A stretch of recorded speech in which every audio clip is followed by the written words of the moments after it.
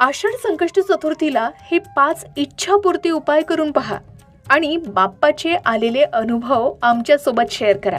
जर कित्येक दिवसापासून मनातली एखादी इच्छा तुमची अपूर्ण राहिली असेल, अनेक प्रयत्न करूनही कामं ऐनवेळी अडकत असेल, तर या संकष्ट चतुर्थीला फक्त एक विशेष उपाय करा आणि स्वतः पहा बाप्पा तुमच्या पाठीशी खंबीरपणे कसे उभे राहतात।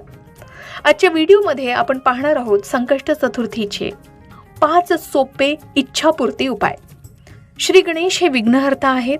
संकष्टीच्या दिवशी जर आपण अगदी साध्या आणि योग्य पद्धतीने बाप्पाची सेवा केली तर आयुष्यातील सर्व संकट तर नाहीशी होतीलच, शिवाय तुमच्या इच्छा मनोकामना पूर्ण होण्यासही नक्कीच मदत मिळेल। तर सर्वात आधी बाप्पाची पूजा संकष्टीला कशी करावी हे बघूया। संकष्ट चतुर्थीला सकाळी लवकर उठून स्नान करावं, स्वच्छ पवित्र कपडे परिधान करावेत। त्यानंतर आपल्या देवघरात देवापुढे प्रेमानं दिवा लावावा आणि बाप्पाकडे मनातल्या मनात संकष्ट चतुर्थीच्या उपवासाचा दृढ संकल्प करावा।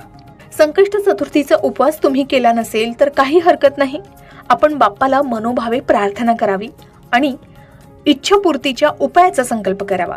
बाप्पाला लाल फुलं, अक्षता आणि सुगंधित चंदन अर्पण करून दिवसाची सुरुवात करावी। दिवसभरात कधीही आपण उपवासाचे पदार्थ खाऊ शकता।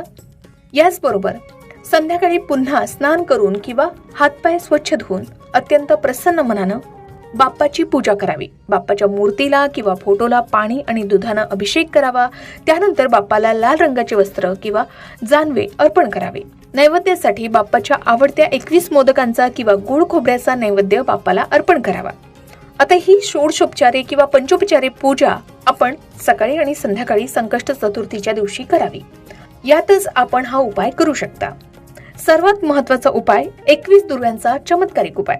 जर तुम्हाला संकष्टीला फक्त एकच महत्त्वाचा उपाय करायचा असेल तर आपण 21 दुर्व्यांची जोडी बाप्पाला अर्पण करावी।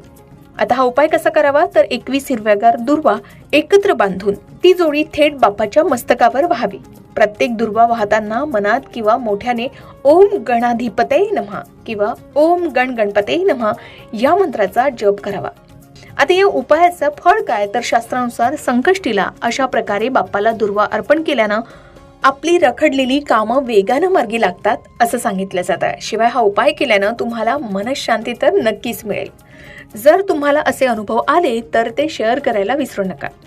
शिवाय आपण दुसरा उपाय करू शकता, तो म्हणजे 21 गुळ खोबऱ्याचा किंवा तिळाच्या लाडूचा नैवेद्य आपण बाप्पाला अर्पण करावा।